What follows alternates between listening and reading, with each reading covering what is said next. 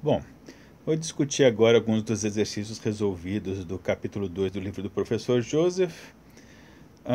Bom, vocês vão ver que eu circulei alguns, tá? Mas esses aí é só para eu me lembrar de o que eu tenho para comentar de cada um, ok? Mas o ideal é que vocês leiam todos os exercícios resolvidos, mesmo os que eu não circulei. Tem alguns que eu acho que não é necessário vocês lerem nesse momento, aí esses eu risquei, vocês vão ver mais para baixo. Ok? Então vamos lá.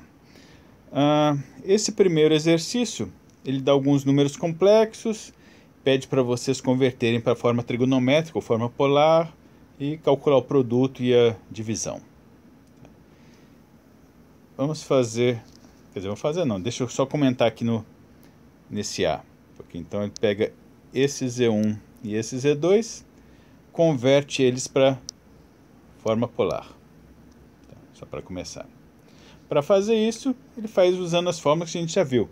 Está aqui o Z1, ele calcula o módulo de Z1, usando aquela forma raiz quadrada de x quadrada mais y quadrado, calcula o argumento do Z1, usando aqueles cosseno de θ igual a x sobre o módulo, seno de θ igual a y sobre o módulo. Vocês podem ver aqui que ele não está mais detalhando esses cálculos, ele já bota direto a resposta, ok? Mas é importante vocês fazerem essas contas por conta própria e checarem esses resultados, para ter certeza que vocês estão entendendo o que ele está fazendo, ok? Calculou o módulo e o argumento, aí é só botar lá na forma polar, está aqui o Z1 e aqui o Z2. Aí na forma polar, para fazer o produto, basta multiplicar os raios e somar os ângulos. Tá? No caso, subtrair, já que esse aqui é negativo. Tá? E aí está aqui a forma do produto na forma polar. Okay? E divisão, a mesma coisa. Divisão na forma polar, só dividir os raios e subtrair os ângulos. No caso, virou soma porque o segundo ângulo era negativo. Okay? Eu recomendo que vocês peguem depois e façam também a mesma conta, o produto e a divisão, usando a forma algébrica. E confiram que o resultado é o mesmo que isso aqui, se você realmente calcular o cosseno e o seno de π sobre c e substituir. Okay? Então é isso.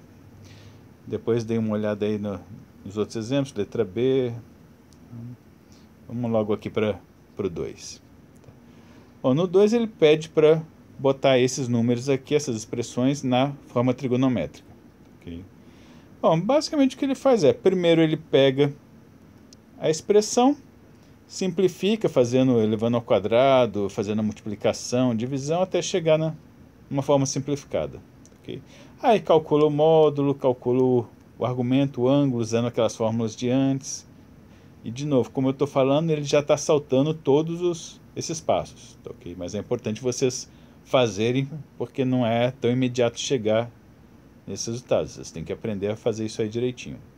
Okay? E aí depois ele só joga na forma polar. Vou chegar aqui. Então não tem nada demais. Só queria comentar mesmo esse detalhe de que ele está saltando muitos passos. Okay? Então, não deixem de fazer. Outro exemplo, letra A do terceiro problema. Ele pede para calcular quanto que é 1 mais e elevado a n, mais 1 menos e elevado a n para todo n inteiro. Okay? Então, isso parece um problema bem difícil, porque ele não dá qual que é o n, né? Então tem que provar para todo o n inteiro. Mas não tem muita dificuldade. Okay? A ideia é, eu quero calcular uma potência. Calcular potência é mais fácil na forma polar. Então ele primeiro pega 1 mais i, 1 menos i, calcula o módulo, calcula o argumento para reescrever na forma polar, que aparentemente fica mais complicada, mas para fazer potências é bem mais fácil de fazer. Okay? Porque aí se eu tenho agora 1 mais i elevado a n, então é essa forma polar elevado a n, e aí para elevar isso aí a n, espera aí.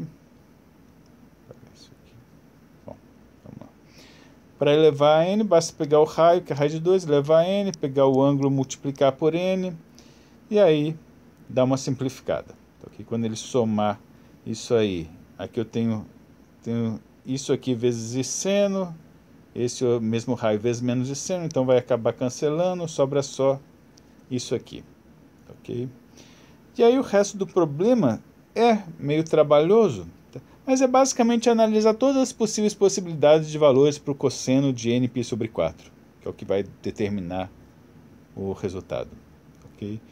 Então, aí é basicamente trigonometria. Ele vai considerando, se n for 2, 6, 10, 14, isso aqui vai acabar virando π/2, ou então π/2 mais voltas completas, ok? Como cosseno de π/2 é zero, então isso aí acaba dando zero. Aí depois ele analisa para outros valores de n, vê o que dá o cosseno. Depois... Então o resto é basicamente trigonometria, ok? Então, um exercíciozinho meio trabalhoso, mas não tem nada muito complicado. Okay? Vou puxar para vocês olharem depois a letra B e C, também não tem nenhum grande segredo, nada muito diferente do que a gente já fez. O exercício 4, calcular raízes. Okay. Bom, raiz, como eu falei, o ideal é você fazer na forma trigonométrica. Fica mais fácil, que basta você tirar a raiz do raio e dividir o ângulo mais 2π por n, pelo n da raiz. Okay? Mas na letra A, ele quer calcular a raiz quadrada, essa raiz quadrada, okay? Ao invés de escrever na forma polar e fazer o que eu falei, ele simplesmente chama essa raiz de 1a mais ib, então essa aí seria a resposta, e trabalha de trás para frente. Se a raiz é a mais ib, então a mais ib ao quadrado vai ser o que estava dentro da raiz. Okay? E aí ele vai desenvolvendo esse quadrado, aí compara a parte real e a parte imaginária, igual um exercício que a gente já tinha feito antes. Okay? E no final ele descobre quem que é o A e o B. Por que ele não fez na forma polar? Por um simples motivo. Se você calcular a forma polar desse menos 5 menos 12i, você vai ver que o ângulo não vai ser nenhum ângulo muito bonitinho, nenhum daqueles ângulos que a gente já sabe de cor o valor. Okay? O cosseno dele daria menos 5/13. Okay? Então, na verdade, você teria que pegar o arco cosseno de menos 5/13. Como o x e o y estão negativos, então, na verdade, ele estaria no terceiro quadrante, e aí você tem que botar um outro menos atrás, na frente do cosseno, do arco cosseno. Então, é simplesmente por isso que ele não fez, porque o ângulo ficaria feio, teria que jogar numa calculadora, etc. Okay? E quando, no caso de uma raiz quadrada, não é tão difícil fazer usando a forma algébrica. Okay? Porque basta pegar isso aqui e levar ao quadrado, não dá tanto trabalho. Se fosse uma raiz cúbica quarta, raiz décima, aí provavelmente não valeria a pena fazer na forma algébrica, valeria mais a pena usar aquele ângulo esquisito mesmo. Okay? Vamos em frente. Tá, letra B. Ele tem esse z aqui, ok? E ele quer calcular a raiz quarta dele. Okay? Bom, aí ele faz na forma polar mesmo. Então ele pega esse z, calcula o módulo dele, calcula o ângulo, tá? Depois chequem direitinho essas respostas, mesmo porque tem alguns errinhos nesse livro. Então, se vocês detectarem algum errinho, já avisem seus colegas. Calculou o módulo, calculou o ângulo, joga na forma polar. E aí, para tirar a raiz quarta, basta pegar então a raiz quarta do raio e pegar o ângulo 2π/3, lembrar de somar o 2π antes de dividir pelo 4 da raiz. Okay? Nunca esqueçam de botar esse 2π na hora de fazer a divisão. Okay? E lembrar que ele também entra na divisão, ele também vai ser dividido pelo 4, pelo n. Okay? Então tá aí, a raiz quarta vai ser dada por essa fórmula aqui, onde o k varia de 0 até 3. Lembra que é sempre até n-1. E aí depois então ele pega k igual a 0, k igual a 1, k igual a 2, k igual a 3, substitui na fórmula, e aí obtém aqui z0, z1, z2, z3, as 4 raízes. Ok? Aí, de novo, aqui é só fazer a conta, calcular quanto que dá esses ângulos, lembrar da trigonometria para achar o cosseno sendo deles, e até chegar nas formas algébricas. Ok? ok? Bom, depois olhem aí a letra C, não tem nenhuma grande novidade, D a mesma coisa. Aqui, esse exercício 5, tá? Eu risquei porque eu acho que não é um tipo de exercício que vale a pena vocês lerem nesse momento. Tá, okay? Se concentrem nos outros que são mais fundamentais para aprender nesse momento. Mais para frente, se vocês estiverem sem nada para fazer, um tempinho livre, aí voltem e olhem esses exercícios que eu risquei. Tá, okay? Mas não é nada que seja essencial nesse momento. Esse problema 6 é daquele tipo de problema, aquele que eu tinha falado antes, de usar a fórmula de Moivre para obter igualdades trigonométricas. Okay? Então aqui ele pede para usar a fórmula de Moivre para mostrar essas fórmulas aqui do cosseno e seno de 3θ. Okay? Tem essas fórmulas na trigonometria, provavelmente vocês não se lembram delas. Okay? Não são tão comuns assim. Em geral, você só lembra delas no momento que você precisa, aí você sai correndo procurando algum livro para ter. Se você não tiver um livro à mão, você pode deduzir usando a fórmula de Moivre. Como que você faz? Bom, se eu quero cosseno de 3θ, vou pegar o cosseno mais o seno e elevar ao cubo. Ok? E aí expande esse cubo usando o teorema binomial, no caso aí acaba dando simplesmente o cubo do primeiro mais 3 vezes o quadrado do primeiro vezes o segundo, etc, etc. Ok? Então, vira essa expressão aqui, calcula os coeficientes binomiais, você chega nisso aqui, vai simplificando até você conseguir separar a parte real e a parte imaginária. Ok? Achou a parte real e a parte imaginária? Lembra que pelo teorema de Moivre, cosseno mais seno elevado a uma potência simplesmente multiplica o ângulo por aquela potência. Okay? Então, uma outra maneira de escrever esse cubo é assim. Bom, então isso aqui vai ser igual ao que você tinha obtido antes. Só que para esses dois números complexos serem iguais, essa parte real, que é o cosseno de 3θ, vai ter que ser igual a essa parte real aqui. Esse seno de 3θ vai ter que ser igual a essa parte imaginária aqui. Ok? E aí poderia até já considerar isso aí como o resultado final. Só que ele pede para colocar especificamente nesses formatos aqui, que não é exatamente o que está aqui, né? Certo? Está um pouquinho diferente. Qual a diferença? Simplesmente que ele pegou, aqui em cima está tudo escrito, nesse aqui está tudo escrito em termos de cosseno, né? E aqui tudo em termos de seno. Então o que ele fez? Simplesmente pegou aqui na parte real, ele pegou o seno ao quadrado, trocou por 1 menos cosseno ao quadrado e simplificou. Aqui na parte imaginária ele fez o contrário, pegou o cosseno ao quadrado, reescreveu como 1 menos seno ao quadrado e simplificou. No final chega naquelas expressões que ele queria. Ok? Então, basicamente, usar números complexos para trigonometria. Um outro exercíciozinho aqui que ele em si não é nada muito relevante, ok? Mas eu até fiquei tentado a arriscar ele, mas ele na resolução dele acaba usando várias coisinhas que é bom vocês praticarem um pouquinho. Então eu recomendo que vocês deem uma boa lida nele, ok? Ele pede para achar, primeiro, provar que todas as soluções dessa equação aqui, z menos 1 a décima igual a z a décima, tem parte real igual a meio, pede para fazer isso sem resolver a equação e depois pede para resolver a equação. Okay?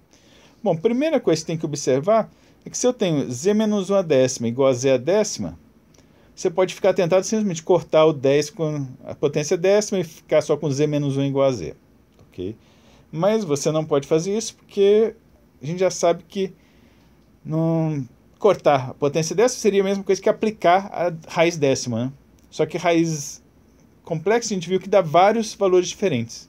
Então, na verdade, de cada lado aqui, esse z aqui não precisa ser igual a esse z menos 1. Porque quando eu tirar a raiz décima, vai ter 10 soluções diferentes em cada lado. Ok? Então, não é tão simples assim como simplesmente cortar. Bom, o que ele faz para resolver? No caso aqui, ele parte da equação e simplesmente pega o z a décima e passa dividindo para o lado de lá. Então fica simplesmente z menos 1 sobre z, isso tudo a décima, do lado direito sobrou só 1. Ok? E aí pegando isso aqui que está dentro da potência décima e chamando de w, ok? Então essa equação vira simplesmente w a décima igual a 1. Então vira um problema de achar as raízes décimas da unidade. Ok? Depois que achasse as raízes décimas da unidade, você pegaria cada uma, jogaria aqui no w e isolaria para achar o z. Ok? Na verdade, ele já faz isso antes. Então, ele já começa por isso aqui, isola o z. Então, passa o z para lá, o w faz umas continhas, no final você chega que z é 1 menos 1 sobre w. O que já te diz, então, que o w não pode ser 1, né? Senão ficaria com 0 ali no denominador. Okay? Então, 1 seria uma das raízes disso aqui, mas você vai recusar ela porque você não quer ter um 0 no denominador. Bom, e aí depois ele vai para a primeira parte do exercício, que é provar que tem parte real igual a meio. Okay? Então, o que ele faz, se ainda não achou as soluções? Ele pega a parte real do z, ok? Como o z é isso aqui, então ele vai pegar a parte real disso aqui. Como que ele pega a parte real se ele não está enxergando quem que é o x, quem que é o y?